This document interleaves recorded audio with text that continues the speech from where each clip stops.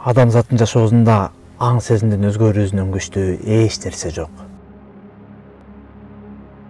Сен чачыңдын түсүн өзгөртүшүң мүмкүн.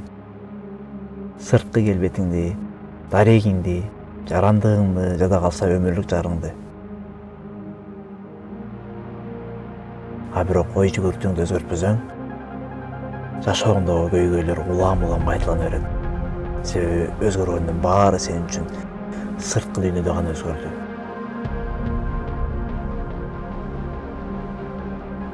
Ички дүйнөң болсо өзгөрүүсүз ошол бойдон кала берди.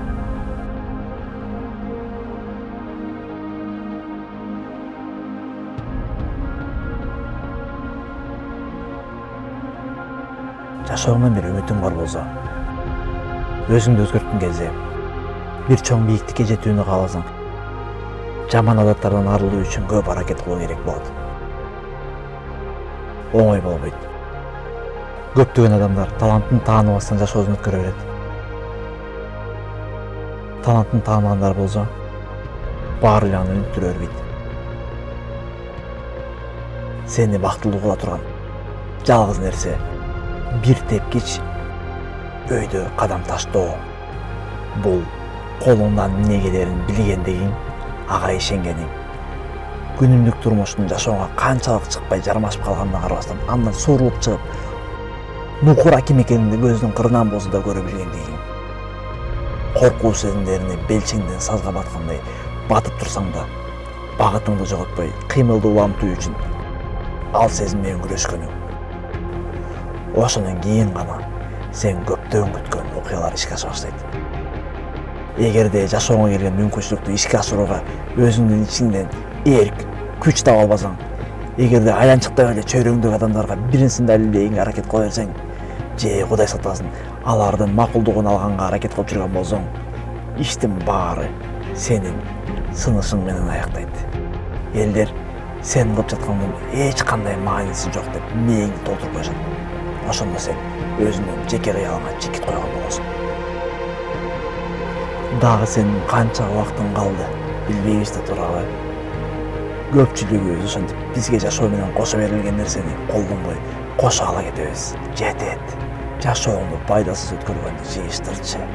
Эгерде чындап жашооңдон күткөнүң бар болсо, жалкоолугуңа каршы таш боор, зөөкүр болушуң керек.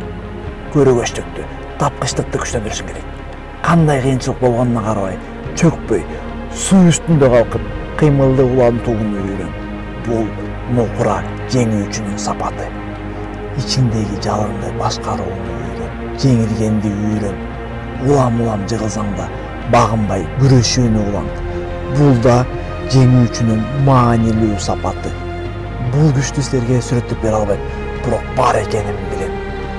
Адам эмне каалаганын билгенде, түшүнгөндө, ага жетүүгө өзүн толугу менен арнаганда ал күч толук кандуу ачылат. Ар бирибизде ошол күч бар. Айланаңдагы кылчыктерге көңүл бурбагандай үйрөнүү керек. Мен эркимди күчтөндүрөм. Өзүмдү токтотууга эч нерсеге жол бербейм. Мен буга татыктуумун. Көпчүлүк адамдар күрөшсүз эле жеңишет. Тилекке каршы. Адамдын руху эбегейсиз зор. Өзү өлтүрмөйүнчө аны сырттан өлтүрүү мүмкүн эмес. Сен күчтүүсүң, колуңдан баары келет. Сен шуңдуксуң. Сени эч нерсе токтото албайт. Эсиңе сала кетчү нерсе, көпчүлүк адамдар тормузду тээп алып кыймыл улантканга аракет кыла беришет. Жашообуз ошентип жай жана жыйынтыксыз өтө берет. Эч нерсеге карабай, алдыга кыймылдайм деп чечим кабыл ал. Фокусту өзүнүн өсүүңө кой. Ушул пикирди аң сезимге толук кандуу орнотконуңда, эмне кылсаң да ийгилик жаралып жатканын байкайсың. Жашооң таң каларлык деңгээлде өзгөрүп баштаганын көрөсүң. Ар бир кыймылың жана алардын жыйынтыгы канчалык деңгээлде өзгөрүп баштаганына күбө болосуң. Ал үчүн сенин күн сайын айта турган сөзүң: бул менмин. Менде жеңишке керектүүнүн баары бар. Бул менин күнүм. Бүгүн мени эч нерсе токтото албайт.